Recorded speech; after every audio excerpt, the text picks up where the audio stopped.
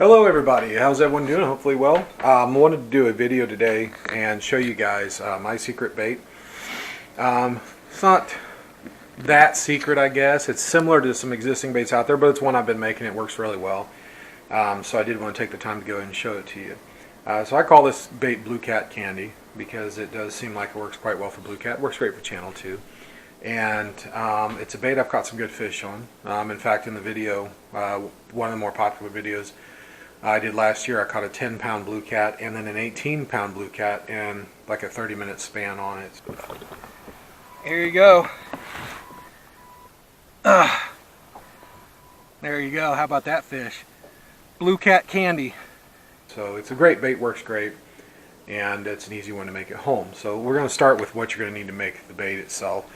Simply put, you just need some chicken breast, and I buy the big packs like this because it's cheaper.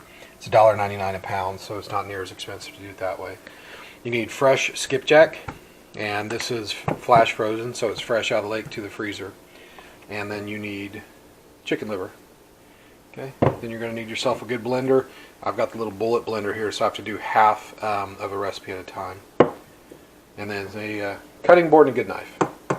And then when you get it finished up, you are going to need some good bags, some Ziplocs to go ahead and to put it all in the Ziplocs to wrap it up. And that's it. So we're going to go ahead and get started.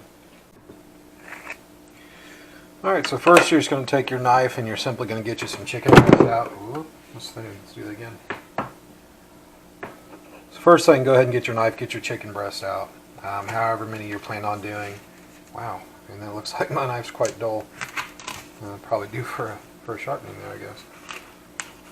And so I've found if you do half of your chicken liver roughly to a full-size skipjack and a couple chicken breasts, that's about right. So 2-3 good chicken breasts. So we're just going to go ahead and cut them to the size we think would work best. I like to keep them fairly good size. I don't want them too darn small. So something like that. Nice good chunk of that there. And I'm just going to go ahead and cut these out. When you get these really big pieces, you can use those. A bigger cat can definitely get that in its mouth, or you can go ahead and cut it down. In my case, I usually go ahead and cut them down, unless it's a time of year like when it's a little warmer, when they're being super aggressive. I just want a slightly smaller piece. Make sure they can get it in their mouth. That's about right. There's no science to it. I mean, it's whatever size you feel you want to present. A few of these are probably really more than I need. In fact, I am going to cut this down. And it's your choice. I'm happy taking catfish that are 3 and 4 pounds along the way because you're going to get a lot of those. But they eat really good, so it's hard to deny that, right? So there you go. That's basically what you're going to have in mind. So this part's easier than you might have suspected. First of all, you just need a good blender. I went and bought this thing from Walmart. I don't even know who makes this thing. It doesn't say, but these things are pretty cheap. I bought it just to do my actual bait, and I think this was $20, but I could be wrong. But anyways, so you're going to just start right here. We're going to go ahead and start blending. So first things first, you're going to be using roughly half of your chicken livers here. Take this skipjack right here. It smells terrible. It looks like a cuisine. Look at that. Looks like some sort of a expensive cuisine or something. Don't know what you've been eating. So you're going to go ahead and basically whatever you want to throw in there. I normally cut the gut pouch out, but to be honest with you, I don't think I'm going to because we just took all our trash out. And I don't want it in there. But I am going to cut it into smaller pieces to help it out though. So anyways, so we'll just do like I can't help with the whole thing. So basically what you have at the end of the day is these little pieces of fish here. And you're just going to put in, oh heck, I start with about half, 3-4 of them, something like that. And then I'm going to go ahead and put in somewhere around a quarter of it to start with, of your chicken livers. I'm going to do this over the sink.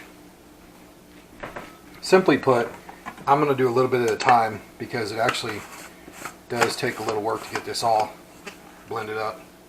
So, all right, it's going to be loud. Just give me a moment here.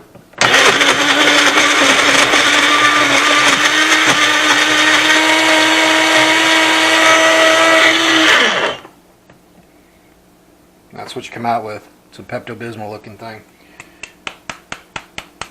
Okay. And don't spill it. Golly, don't spill it. Your wife will murder you. So we know we got roughly half of it done, so we're going to try to stay around the same portions to finish up our first batch. So let's get our fish in. Need another couple big pieces of chicken liver. Okay, there's our first recipe. It's about half of the chicken liver and one full fish. Alright, so from what I can tell, it's more or less 100% gone. So what you have in here now is a ton of scent from the skipjack and the chicken liver. You're pitting off a bunch of scent. So now the next goal is to take our protein source, which in this case, of course, is raw chicken. We're going to bag them, and then we're going to fill the bags with our scent here with this concoction and allow them to soak for an entire night before we freeze them. Okay, so we're using double zipper bags. I think it's kind of self-explanatory why that's important. I like to do 5 to 6 pieces, something like that, in each bag. I don't like to waste bait, so what we got there? 4, so that's 5. 1, 2, 3, 4, 5. 5, 5. Okay, perfect. All right, so you got your protein. So now we're going to get our lovely blend here, and I'm going to do this over the sink, but you're just going to put enough in there that you're covering everything enough it can soak it up. Okay.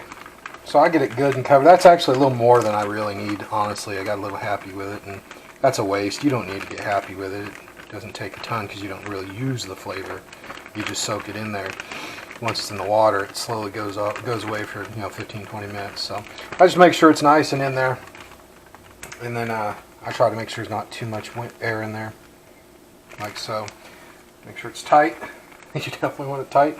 I set them in the sink, and then when I'm done, I put them all in a bigger Ziploc so they can set overnight, just like this.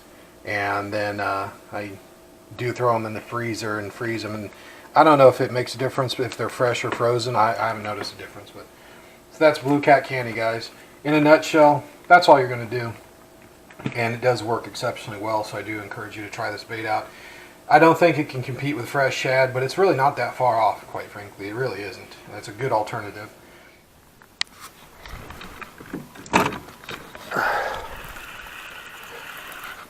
Oh yeah, got another one.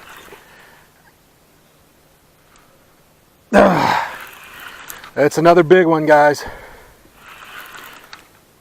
It took a big chunk of chicken too. I mean, the size of my fist. I'm trying to see if it'll depressurize here. So far, nothing. There it is. Look at that. Looks awful familiar, doesn't it? Looks just like the last one. Oh, don't get caught up in that.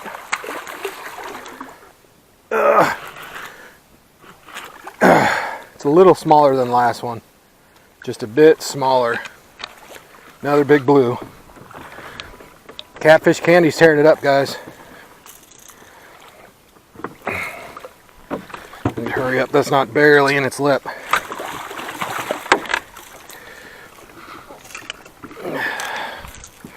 Look at that, another one. Heard it, you hear that? That noise? It was letting out some air. A second ago, that's grunting, but oh, something just happened to my trolling motor. It's a little smaller than the last one.